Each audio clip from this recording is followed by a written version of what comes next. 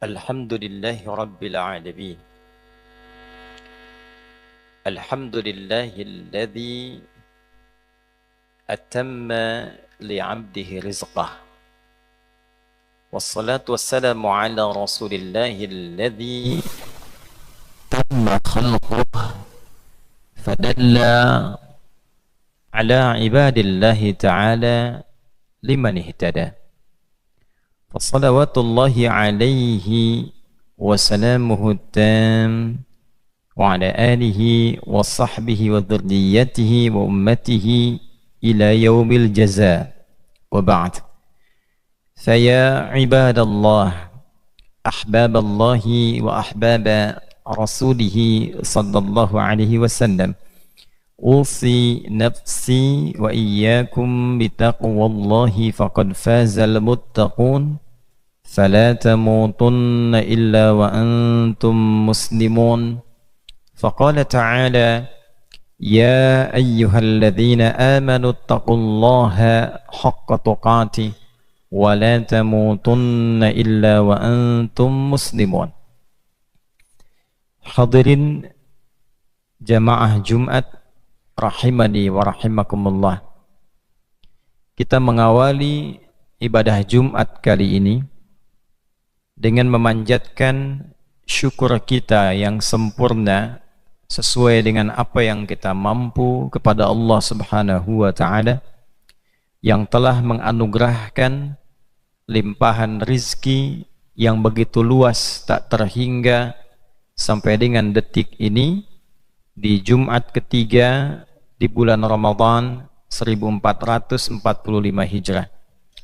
Semoga kita diberikan kemampuan oleh Allah Subhanahu wa taala untuk konsisten mampu mensyukuri semua nikmat yang Allah anugerahkan kepada kita hingga kita kembali kepada Allah Subhanahu wa taala dalam kemuliaan dan ringan hisab kita insyaallah.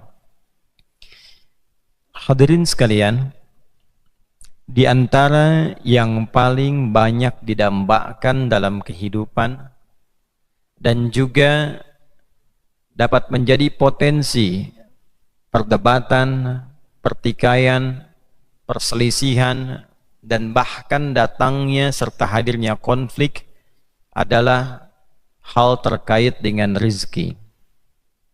Setiap orang sangat berharap menginginkan rezeki yang mudah.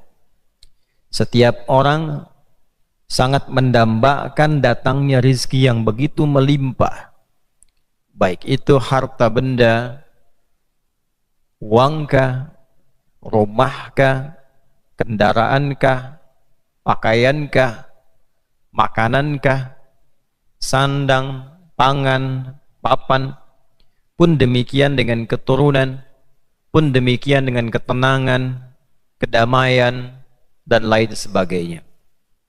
Demi itu kita bekerja, bahkan ada yang mengatakan kerja begitu keras. Demi itu kadang sebagian orang berselisih, ada yang saling menyingkirkan, menyungkurkan, menjatuhkan hanya untuk mendapatkan apa yang didambakan.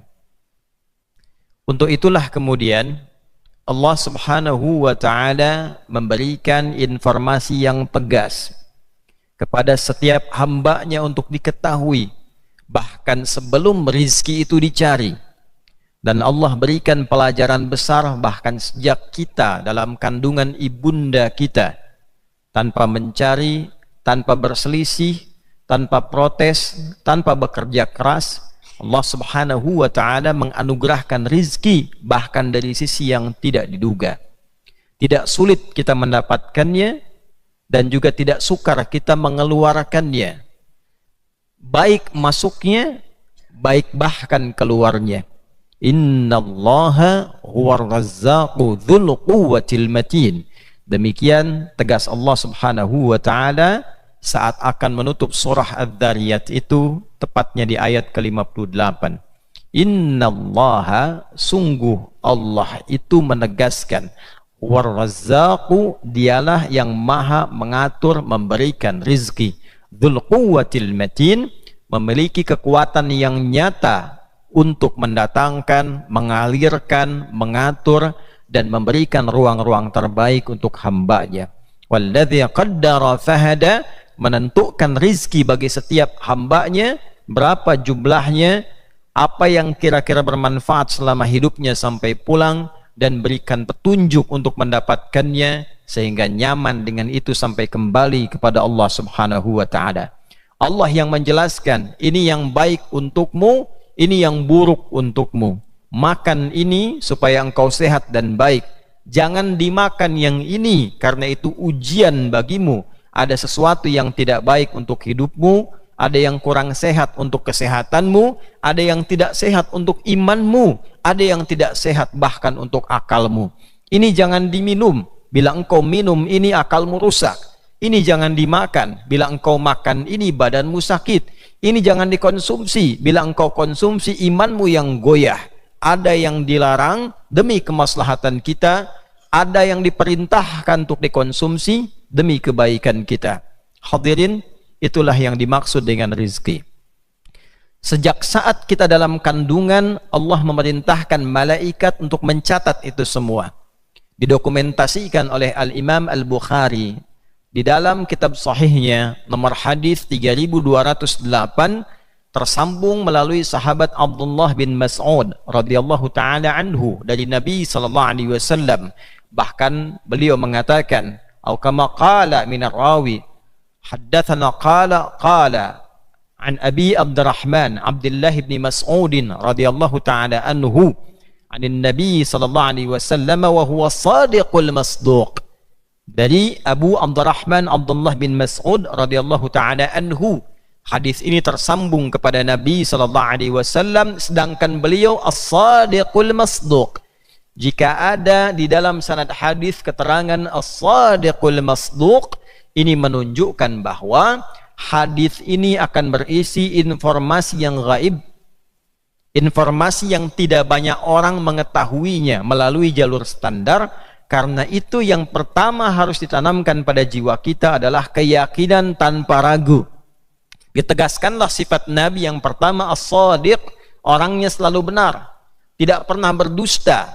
Karena sifatnya selalu benar, dibenarkan bahkan oleh lawannya, maka bagi insan yang beriman tidak ada celah untuk meragukannya. Al-masduq, sifat dibenarkan. Ada orang benar, tapi belum tentu orang membenarkannya.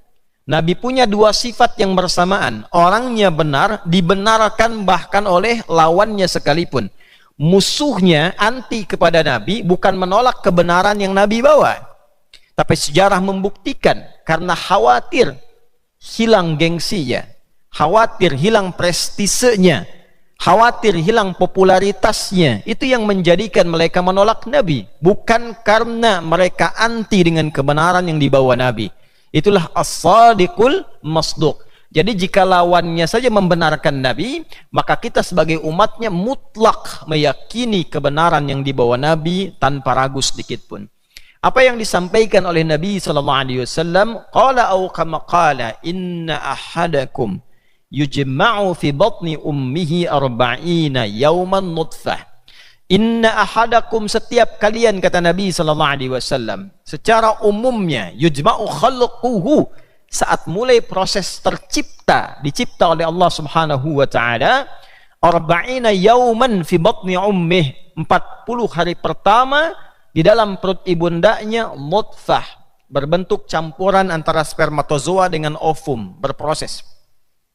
Thumma yakunu 'alaqatan mithla dzalik, kemudian 40 hari yang kedua berbentuk zigot yang telah menempel di dinding rahim.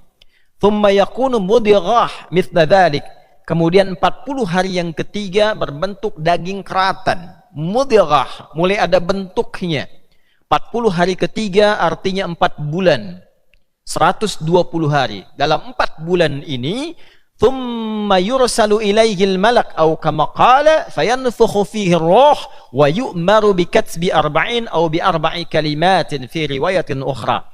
Maka diperintahkan malaikat untuk meniupkan roh. Usia 4 bulan kandungan sudah ada roh ditiupkan oleh malaikat atas perintah Allah. Setelah ditiupkan itu diperintahkan malaikat ini oleh Allah untuk menetapkan 4 hal. Yang pertama bikatsbi amalihi, mencatat, menetapkan amal. Apa yang kita kerjakan catat, apa yang kita kerjakan catat. Diberikan petunjuk untuk mengerjakan segala kehidupan kita. Kalau mengerjakan yang baik, ini hasilnya. Kalau mengerjakan yang buruk, ini konsekuensinya. Itulah sebabnya kita diberi petunjuk oleh Allah lewat Al-Quran. Kalau berkata baik, ini konsekuensinya. Kalau berkata-kata kotor, ini akibatnya. Kalau ada orang berbagi kebaikan, ini akibatnya. Pahala dunianya seperti ini, di akhiratnya mendapatkan ini. Kalau mencuri, korupsi, menyogok, ini akibatnya. Di dunia mendapatkan celaan, mendapatkan bulian, di akhirat kalau tidak tobat mendapatkan siksa yang telah menanti. Demikian diterangkan tentang amal. Kemudian yang kedua, ini yang paling menarik, wa rizqahu, uktub amaluhu wa rizqah. Bikatsbi rizqihi, bikatsbi amalihi wa rizqih. Bersamaan dengan pekerjaan kita beraktivitas, Allah perintahkan malaikat tetapkan rizkinya, tuliskan rizkinya. Tuliskan rizkinya sesuai dengan kebutuhan ia selama hidup berdasarkan amal pekerjaan yang akan ia jalani. Hadis ini menegaskan kepada kita bahwa tidak ada satupun manusia yang hidup yang tidak mendapatkan bagian rizki dalam hidupnya. Sepanjang hidup Allah telah tetapkan rizkinya. Walladzi qaddara, Allah menetapkan sesuai ukuran maslahat hidup. Si fulan sekian, ada yang 1 miliar, ada yang 100 miliar, ada yang 1 triliun, sesuai maslahat hidupnya. Bagaimana rizki itu mendukung amalnya supaya soleh. Itulah sebabnya di hadis ini amal didahulukan sebelum rizki.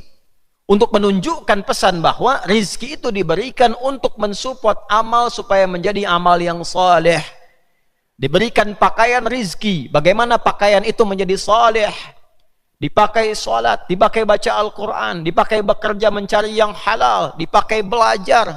Rizki itu digunakan mendukung amal supaya saleh, bukan untuk merusak amal. Beli baju dipakai untuk tawuran, beli baju dipakai untuk bikin hoax, beli baju dipakai untuk maksiat. Ada orang yang sekarang beli baju untuk dibuka bajunya, dibuka auratnya. Bukan itu tujuan utama dalam rizki. Maka demikian kemudian Allah tegaskan, wa fis samai rizqukum wa ma tu'adun. Di surah Az-Zariyat surah 51 ayat 22 itu. Dan telah ditetapkan di langit rizki setiap kita dan dijanjikan akan diberikan mengiringi amal perbuatan kita. Lapar, perbuatannya ingin makan, maka dikirimkan rizki supaya dimakan. Diatur mana yang menyehatkan, mana yang menyakitkan. Makanlah ini, tinggalkan ini. Itulah sebabnya Allah terangkan, ini makanan yang halal, ini makanan yang haram. Ada yang sifatnya untuk akal kita, supaya nggak banyak pikiran. Allah larang jangan korupsi, jangan mencuri. Karena kalau engkau makan dari hasil curian, pikiranmu terganggu. Otakmu terganggu. Jalan pikiranmu gelisah, tidak nyaman hidup. Itu yang membuat stres meningkat. Dan tidak jarang orang sakit bukan karena makanannya tidak enak, tapi cara mencarinya yang tidak benar. Ada makanan yang bisa merusak iman. Allah haramkan misalnya babi sebagai ujian. Allah haramkan makanan-makanan tertentu sebagai ujian. Akal bertanya masih bisa dijawab. Karena memang tujuan ini diberikan oleh Allah sebagai ujian iman bagi kita. Dimakan imannya yang rusak. Akalnya belum tentu. Ada yang ketika dikonsumsi menyehatkan untuk akal. Silakan konsumsi. Banyak makanan-makanan sehat. Tapi Allah larang, jangan makan yang ini, jangan minum yang ini. Allah larangkan khamar, Allah larangkan minuman keras, dilarang nyabu, dilarang narkotik. Kenapa? Merusak akal. Inilah pembagian, pengaturan sesuai dengan maslahat hidup.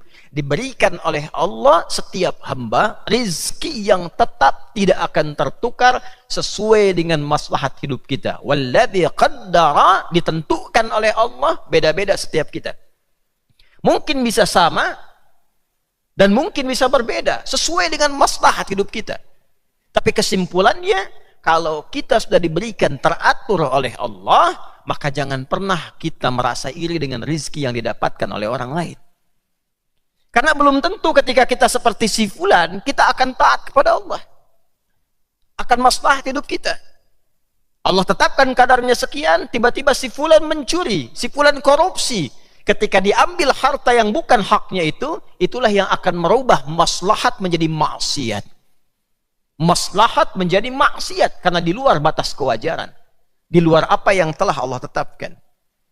Pertanyaannya sekarang, ya Allah, dari rizki yang telah Engkau tetapkan itu, bagaimana cara kami mendapatkannya supaya dimudahkan rizki itu darimu untuk kami?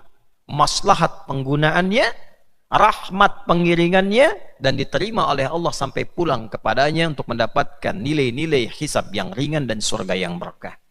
Hadirin, ada dua cara secara umum dalam Al-Quran yang memberikan jalan kepada kita untuk cepat mendapatkan rezeki.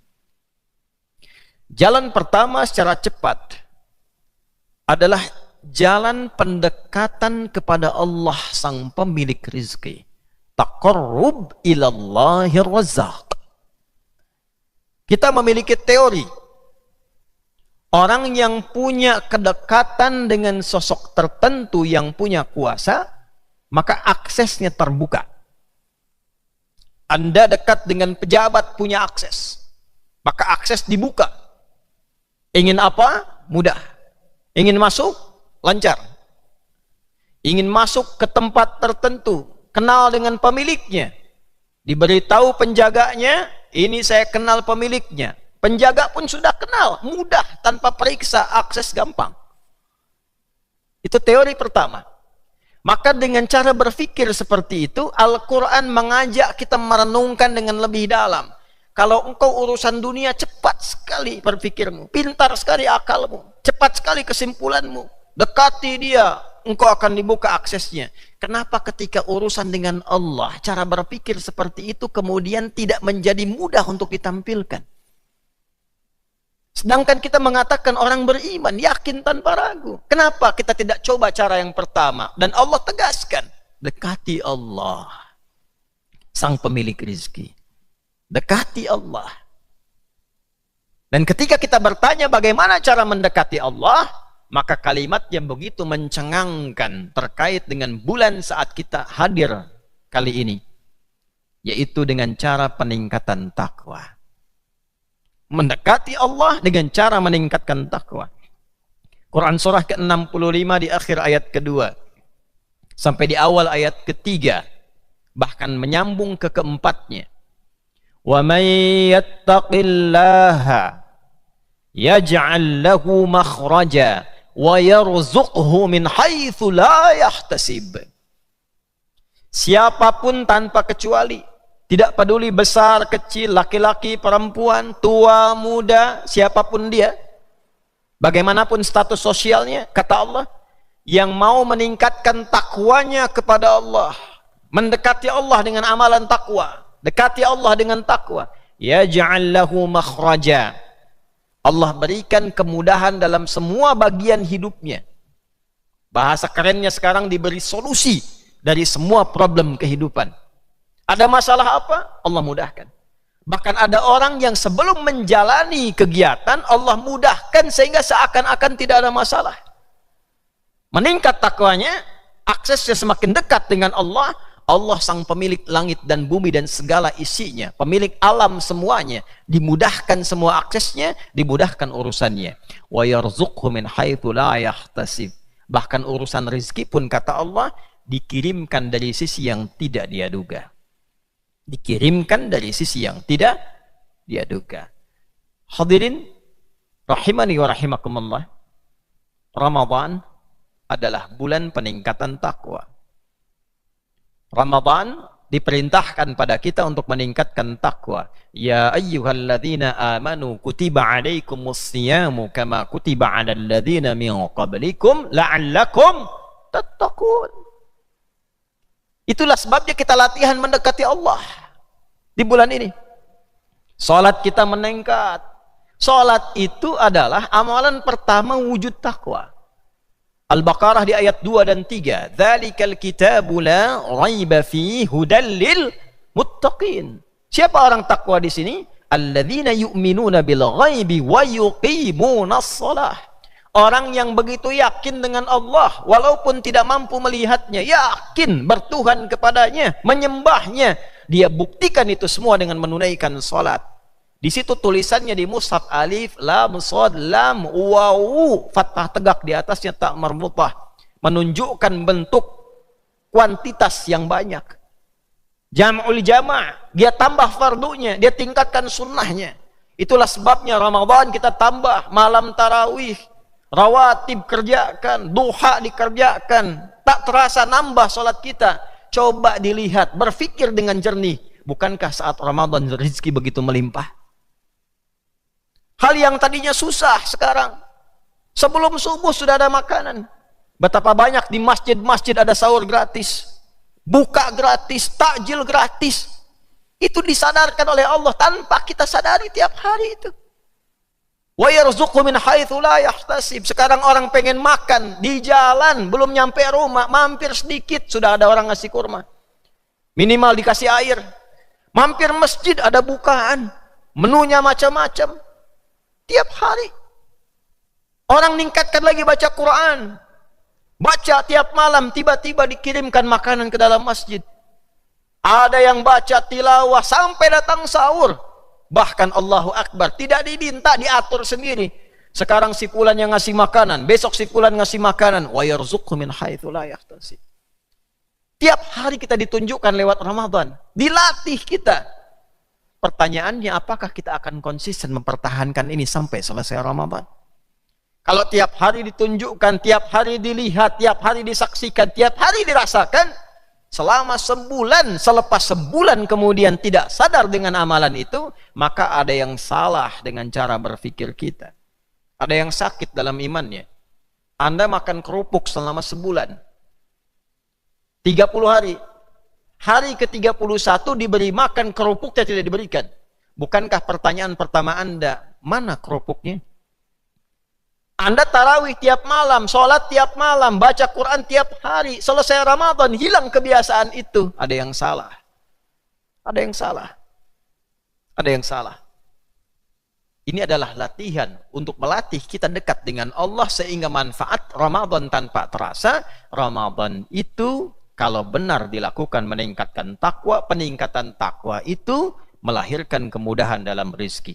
Sebuah kisah yang singkat. Al-Quran itu begitu indah, diberikan penjelasannya, diberitahu jalannya, diberitahu contohnya, dan kalau dilihat dalam biografi, ketemu orangnya, nyata betul. Maryam alaihissalam, Quran surah 3 Ali Imran di ayat ke-37. Maryam ini disiapkan oleh orang tuanya khusus untuk mendekati Allah. Ini rumus untuk orang tua. Kalau ingin dimudahkan rezekinya di keluarga, untuk orang tua, bapaknya, ibunya, kakeknya, neneknya, bahkan saudaranya, maka siapkan satu di antara anaknya supaya dekat dengan Allah. Jadikan ahli salat, jadikan ahli Quran. Ada ayat yang tegas menyampaikan, nahnu narzuquhum wa iyyakum. Ada rizki yang aku titipkan lewat anak untuk kedua orang tuanya. Apa investasinya? Dekatkan anak dengan Allah. Dekatkan anak dengan Allah. Di antara contohnya Maryam oleh Imran dan Hannah. Imran itu bukan nabi, orang saleh. Hannah istrinya salihah. Dua-duanya menyiapkan Maryam anaknya. Bukan rasul, bukan nabi, perempuan salihah terhormat. Disiapkan tempat ibadahnya, dibikinkan mihrab. Tidak boleh ada yang ganggu. Imran meninggal sebelum anaknya tumbuh. Begitu lahir meninggal dunia. Tidak sempat melihat Maryam, tapi pesannya Imran kepada istrinya, teruskan jaga anak supaya dekat Allah. Dirawat oleh pamannya Zakaria, pamannya yang mengirimkan makanannya, pakaiannya. Tapi menariknya, ketika orang tua benar-benar menautkan ikhtiarnya kepada Allah dengan benar, maka dijawab oleh Allah. Fataqabbalaha rabbuha biqabulin hasanin wa anbataha nabatan hasanan wa kaffalaha Zakaria. Kullama dakhala 'alayha Zakaria al-mihraba wajada 'indaha rizqa. Qala ya Maryamu anna laki hadha? Qalat huwa min 'indillah. Inna Allaha yarzuqu man yasha' bighairi hisab. Bighairi hisab. Aku terima, kata Allah, ikhtiar orang tua. Aku rawat. Kalau Allah sudah terima, Allah yang perhatikan. Dari mulai tumbuh sampai berkembang dewasa, bahkan sampai wafatnya. Zakaria alaihi salam yang ditugaskan memberikan makanan, pakaian, bingung. Setiap masuk ke mihrabnya Maryam, sudah ada makanan. Musim anggur ada anggur, biasa. Bukan musim anggur, ada anggur. Semua keperluan ada. Kata Zakaria alaihi salam, ya Maryamu anna laki hadha. Maryam, dari mana semua ini? Qalat huwa min indillah. Kata Maryam, iya, ini semua adalah dari Allah subhanahu wa ta'ala. Inna Allah yarzuqu man yasha' bighairi hisab. Ini kata kuncinya. Allah sungguh paman, Allah itu akan memberikan rizki bentuknya apapun tanpa batas pada siapa yang dikehendaki. Rumus tafsir mengatakan begini. Kalau ada di Al-Quran kalimat man yasha', maksudnya masuklah pada golongan yang dikehendaki oleh Allah itu. Bukan ingin mengkhususkan, al-ibaratu bi umumil lafzi la bi khususis sababi. Hukum itu berlaku karena keumuman ayat, bukan khusus sebabnya. Jadi maksudnya kalau ingin seperti Maryam, maka lakukan amalan seperti yang dikerjakan Maryam, maka masuklah pada golongan yang dikehendaki oleh Allah. Dari mana taunya itu? Nabi Zakaria langsung mengerjakan apa yang dikerjakan oleh Maryam di mihrabnya Maryam. Berdoa, salat, minta kepada Allah, minta yang mustahil menurut manusia, tapi dibutuhkan oleh beliau. Kenapa mustahil? Karena istri beliau divonis oleh medis, mohon maaf, monopus dan mandul, tidak mungkin punya keturunan. Maka minta di situ kepada Allah dan dikabulkan seketika. Hunalika da'a Zakaria rabbah qala rabbi habli min ladunka dzurriyyatan thayyibah innaka sami'ud du'a fanadathul malaikatu wa huwa qa'imun yusalli fil mihrab anna Allah yubashshiruka bi Yahya. Jadi kalau dengan Allah dekat, keturunan itu dijaga mudah, rizki dijaga mudah, makan itu dapat nyaman, sehat, tenang. Terakhir, kunci untuk mendapatkan ini, jangan tarik ibadah kepada dunia. Karena tujuan mendekati Allah itu bukan untuk rizkinya, tapi untuk Allahnya. Menunjukkan ketaatan kita kepada Allahnya, bukan karena rizkinya. Awas, jangan salah. Jadi kalau kita mendekat kepada Allah, tujuannya untuk mendapatkan rizkinya, yang dapat cuma rizkinya. Ridha dan cinta Allahnya nggak dapat. Jadi Maryam itu disiapkan mihrab untuk mendekat kepada Allahnya. Rizki itu cuma bonus saja. Cuma jalan singkatnya mendekat kepada Allah. Tujuan mendekat kepada Allah itu taqarrubnya adalah jangan tarik kepada aspek rizkinya, tapi tarik kepada taqarrub untuk mendekati Allah, meraih cinta dan ridhanya. Itu yang menjadikan kita dijaga tanpa batas rizkinya oleh Allah subhanahu wa ta'ala. Karena sering ditemukan kekinian orang ibadah ditarik ke dunianya. Tahajud supaya lulus ujian, puasa supaya pekerjaan diterima, supaya gaji naik. Gampang bagi Allah mewujudkan itu. Ya. Tarik ke akhirat, tarik ke ibadah, rezeki akan mudah diberikan. Jalan pertama. Sebagai penutup khutbah singkat ini, jalan kedua adalah jalan yang ditempuh oleh umumnya manusia. Standar. Yaitu bekerja. Ingin kaya? Kerja. Ingin melimpah rizki? Kerja. Apa dalilnya? Ya ayyuhan nasu kulu mimma fil ardi halalan thayyibah. Quran surah kedua ayat 168. Hai semua manusia, kalau ingin makan, kalau terpenuhi kebutuhan, ingin diwujudkan, kerja. Silahkan cari makan, kerja. Minimal untuk makan. Jelajahi, jangan putus asa. Tidak ada di Tapos, cari tempat lain. Sukacai tidak ada, cari ke Cadasari. Cadasari tidak ada, cari ke Menes. Menes tidak ada, cari Labuan. Labuan tidak ada, ke Anyer. Anyer tidak ada, Cilegon. Cilegon tidak ada, ke Serang. Serang tidak ada, Tangerang. Sebanten tidak ada, cari ke Jakarta. Jakarta tidak ada, cari ke Sumatera. Apa tidak ada tapak bumi ini yang bisa kita dapatkan untuk mendapatkan bagian untuk makan kita? Kata Allah, kita diciptakan, diberi kemampuan untuk itu. Asal tidak malas, bisa makan. Tidak harus mencuri. Kenapa harus mencuri? Kenapa harus berjudi? Kalau mau bekerja, Allah berikan. Itu poinnya, kerja. Bagaimana bagi orang beriman? Orang beriman lebih dimudahkan lagi kalau dia bekerja dengan iman dia. Al-Baqarah ayat 172 sekaligus menutup khutbah ini. Ya ayyuhalladzina amanu kulu min thayyibati ma razaqnakum. Hai orang-orang yang telah punya iman, carilah kerja itu dengan imanmu. Maka akan dikirimkan kepadamu oleh Allah yang Maha Agung rizki yang baik-baik. Cari kerja pakai iman. Cari kerja pakai iman itu jangan cari hal-hal yang Allah larang. Jangan cari kerja di tempat maksiat. Jangan cari kerja di tempat orang-orang yang menjauhkan kita dari Allah. Kerjanya benar, tapi cara kerjanya tidak benar. Kerja meninggalkan Jumat, kerja meninggalkan sholat. Maka coba dilihat di ayat Jumat di ujungnya. Wallahu khairur raziqin. Ada orang tega meninggalkan Jumat itu karena alasan ingin dapat pekerjaan. Ingin jaga toko. Ingin jaga pekerjaan tertentu. Wataroku qaima. Di era Nabi ada orang dagang ditinggalkan nabinya sedang berkhutbah. Qul ma indallahi khairum minal lahwi wa minat tijarah.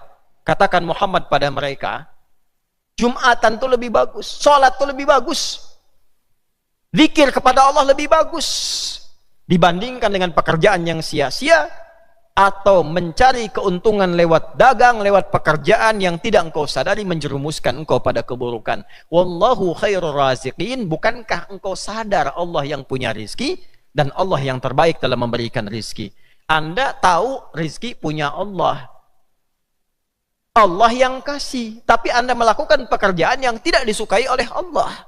Bagaimana itu bisa berkah dalam kehidupan? Maka silahkan cari rizki dengan iman, bekerja secara standar, maka Allah berikan kepada kita. Kalau ingin akses cepat, dekati Allah lewat amal saleh, tingkatkan amal ibadah kita, tapi jangan tarik urusan akhirat ke dunia. Alasan yang paling gampang adalah cari cinta dan ridha Allah, maka dunia bahkan langit dan bumi dibuka keberkahannya untuk kita. Demikian disampaikan di Quran surah ke-7 Al-A'raf ayat 96. Walau anna ahlal qura amanu wattaqau lafatahna alaihim barakatim minas samai wal ard. Kalau satu komplek, satu kampung, satu desa, bahkan satu negara, satu negeri mau meningkatkan iman dan takwanya kepada Allah, akan dibuka akses langit dan bumi untuk melimpahkan keberkahan selama ia hidup sampai kembali kepada Allah Subhanahu wa taala. Barakallahu li wa lakum fil Qur'anil azim wa nafa'ani wa iyyakum bima fihi minal ayati wa dzikril hakim wa taqabbala minni wa minkum tilawatahu innahu huwas samiul alim. Ud'ullaha yastajib lakum jami'an.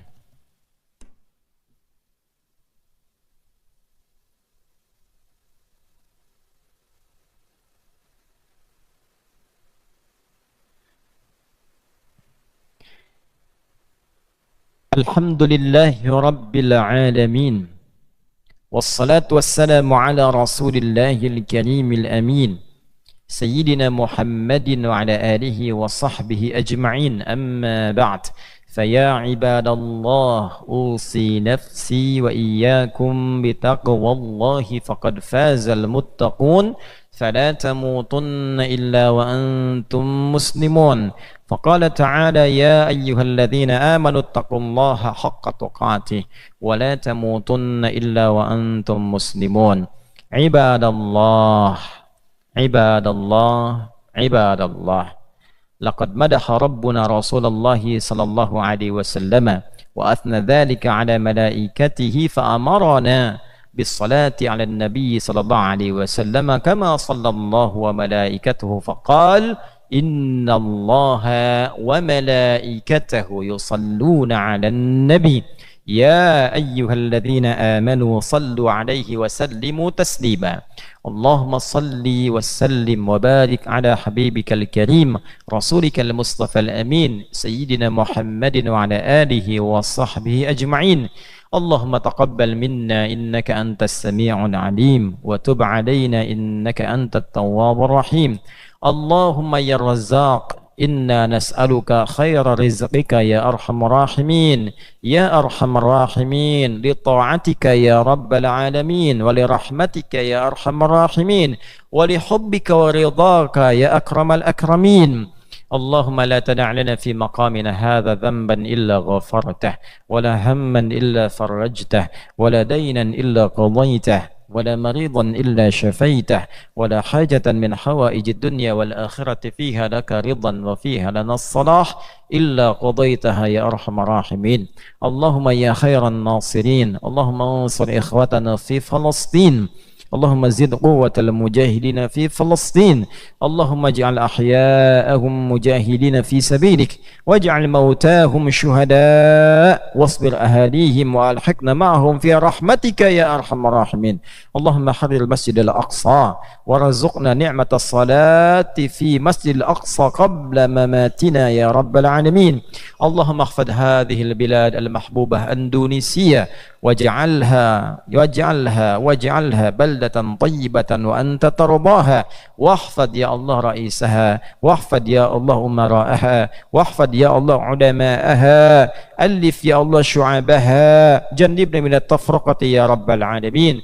اللهم اكفنا بحلالك عن حرمك، وأغننا بطاعتك عن معصيتك، وبفضلك عن من سواك. ربنا آتنا في الدنيا حسنة وفي الآخرة حسنة وقنا عذاب النار. وصلى الله على سيدنا محمد وعلى آله وصحبه أجمعين، وآخر دعوانا أن الحمد لله رب العالمين. عباد الله، إن الله يأمر بالعدل والإحسان وإيتاء ذي القربى، وينهى عن الفحشاء والمنكر والبغي، يعظكم لعلكم تذكرون. ولذكر الله أكبر، والله يعلم ما تصنعون. أقيموا الصلاة يرحمكم الله.